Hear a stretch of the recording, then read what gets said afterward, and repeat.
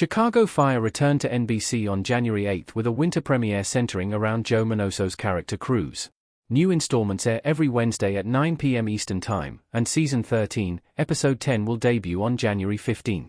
Chaos Theory's official synopsis reads, the team responds to a crisis at a community center. Severide is forced to investigate one of his own squad members. Kid helps a teacher going through a post-incident spin-out.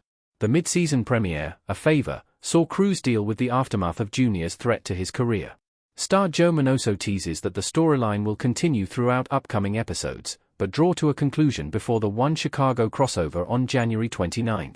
The highly anticipated event marks the first time all three series have crossed over in 6 years, and Miñoso shares his excitement over working with fellow Chicago cast members Joe Miñoso, Paulie.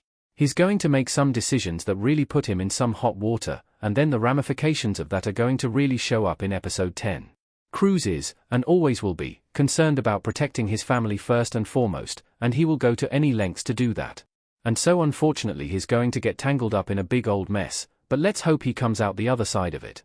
I will say it will not be unscathed. Joe Miñoso, I think, especially after becoming a father and now really having a taste for leadership. He's been the acting lieutenant on Squad 3 for a couple of years now. That's always in the back of his mind, especially as a father who has to take care of 2 kids who will hopefully end up going to college one day. Money is always a thing he's thinking about, but I think, right now, there was some great stuff between Severide and Cruz early on in the season that I think brought them closer together. I think Cruz just wanted to feel in that moment when he was talking about taking the test and leaving the firehouse. I think he just wanted to feel needed or wanted. He felt a little bit like he was disrespected for the work that he did when Severide wasn't around. He feels that those wounds have mended between him and Severide. Right now, he's, I think, happy to stay. He's a family guy. He loves his family, he loves to be around his family, and 51 is, without a doubt, his family. Joe Miñoso, it's a hard question to answer 13 years into a show. I feel like I often tell people I think I have the best role in the One Chicago universe. I get to do the comedy stuff, I get to do the action, I get to do the drama.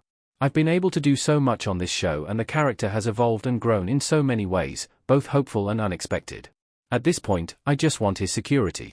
I want him to be safe, and I want him to feel like he's been a successful father. At this point, what else could you want for a life?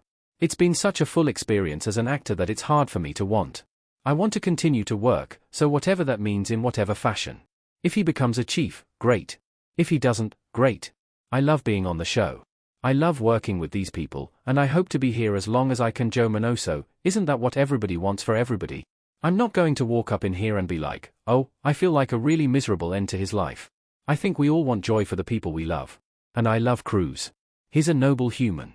It's been such an honor to be in his skin for so long. Joe Miñoso, my son's name is Otis. I would say as impactful as Yuri is to my life. Yuri and I were the last 2 cast on the show.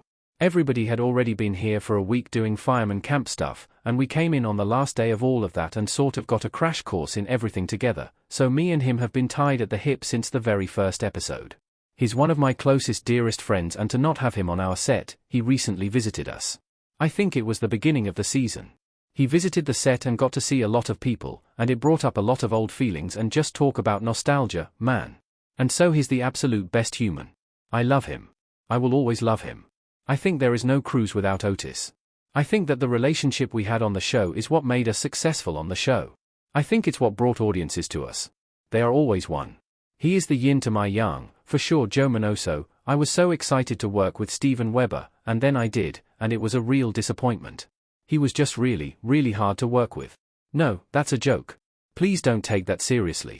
Laughs. I think at this point, with the exception of some of the newer people on Med who came in this season, I've had the pleasure of working with pretty much everybody on all 3 shows. I just don't know how the casting department manages to keep finding great people to work with. Right now, we have Dermot in our show. We have Dermot Mulrooney on our show. It's so crazy to say that. I'm such a fan and have been for years and years, and he's such a big name in the world of what we do.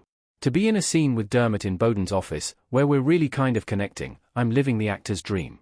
It's always going to be a pleasure to work with any of these people. But in general, the fact that we can talk about being in a universe that has 3 shows that interact with each other and has been going on for over a decade seems like a miracle.